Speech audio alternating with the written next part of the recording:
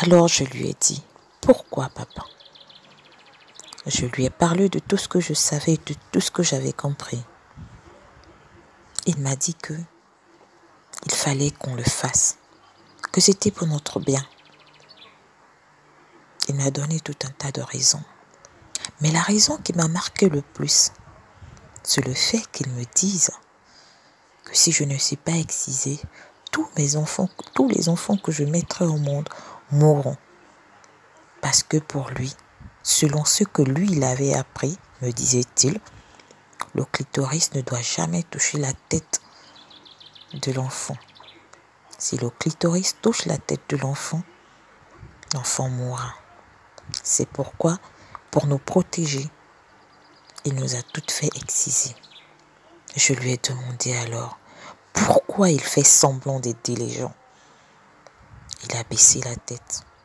Il a dit, c'est mon gagne-pain. Quelle ne fut pas ma déception.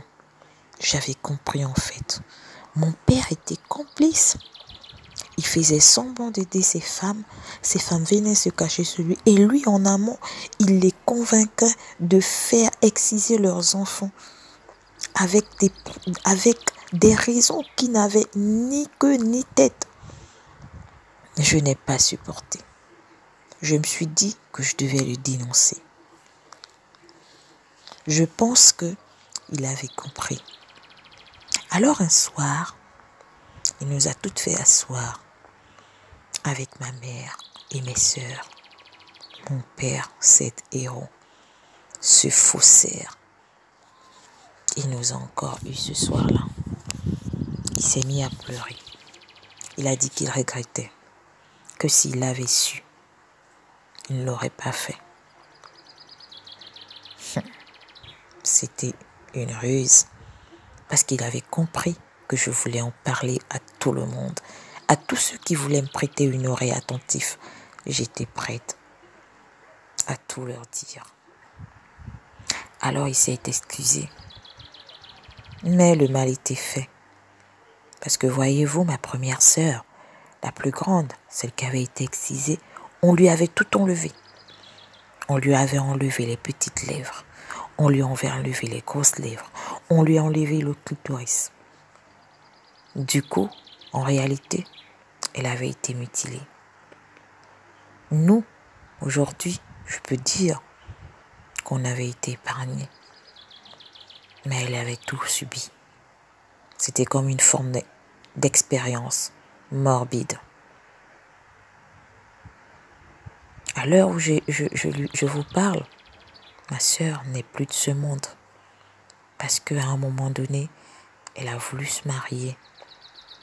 Son fiancé, quand il a découvert cette horreur, il l'a quittée.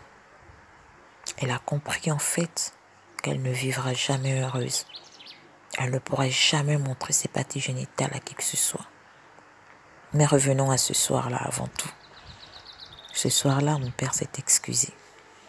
Nous a demandé pardon. Ma mère l'a cru. Mes sœurs l'ont cru. Moi, je ne l'ai pas cru. Parce que j'avais compris que c'était un faussaire. C'était un menteur. C'était un brigand. Un rabatteur. Je l'ai regardé droit dans les yeux. Je dis, tu m'as dit que c'était ton gagne-pain. Comment comptes-tu gagner ta vie aujourd'hui, puisque tu n'as fait que ça en réalité? Il m'a dit de me taire et que j'étais impertinente. Il a blâmé ma mère de mon impertinence. Il a dit à ma mère qu'elle m'avait mal élevée. Je me suis levée, j'ai baissé ma tête et je suis partie. Tard dans la nuit, il est venu me voir. Il m'a dit, j'espère pour toi que tu n'as pas l'intention d'aller le répéter à qui que ce soit. Une faute avouée est à moitié pardonnée. Je suis désolée de ce que j'ai fait. C'était mal me connaître.